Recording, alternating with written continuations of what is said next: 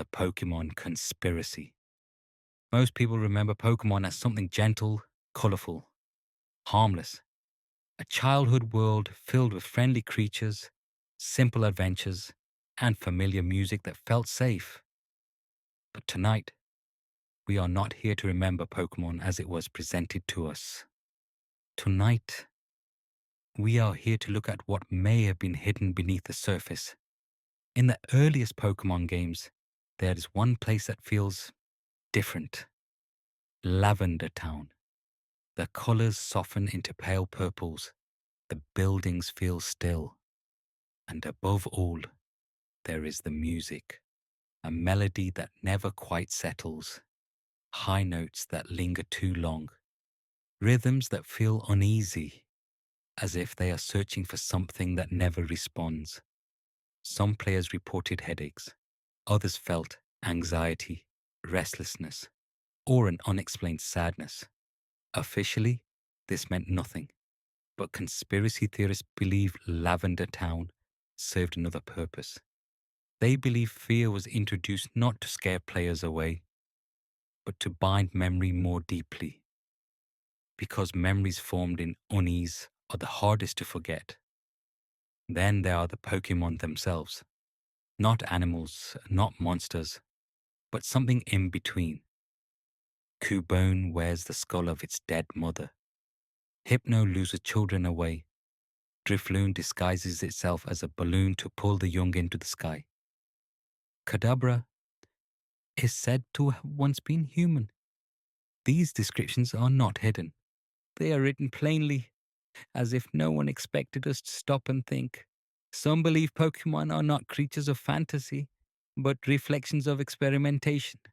A world shaped after catastrophe, a society attempting to rebuild by altering life itself and making it small enough to fit inside a ball. There is also the glitch, missing numbers of Pokemon that should not exist, a fragment of corrupted data, a presence that breaks the rules of the game itself. When encountered, reality inside the cartridge begins to bend. Items duplicate, numbers distort, stability disappears. Some believe missing no was not an error, but a deletion, a reminder that something was removed without being fully erased, like a digital ghost trapped between systems.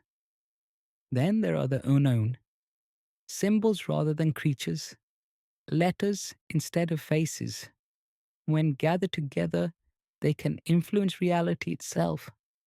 Some theorists believe they represent the original language of control, the idea that this entire world, every creature, every rule, every battle, is built on commands: catch, train, obey. And perhaps the most unsettling question of all: why were children chosen? Why are players sent into the world at 10 years old? Why are we taught to capture sentient beings, store them, and command them without question? No one asks if Pokemon want to fight. No one asks what happens after they faint. The system rewards obedience, progress, collection.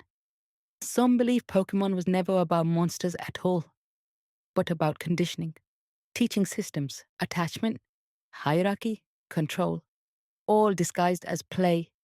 And yet, despite everything, Pokemon remains. Long after other games fade, long after toys are forgotten, the music still echoes, the memories still return, and somewhere, in the quiet hum of Lavender Town, something still listens.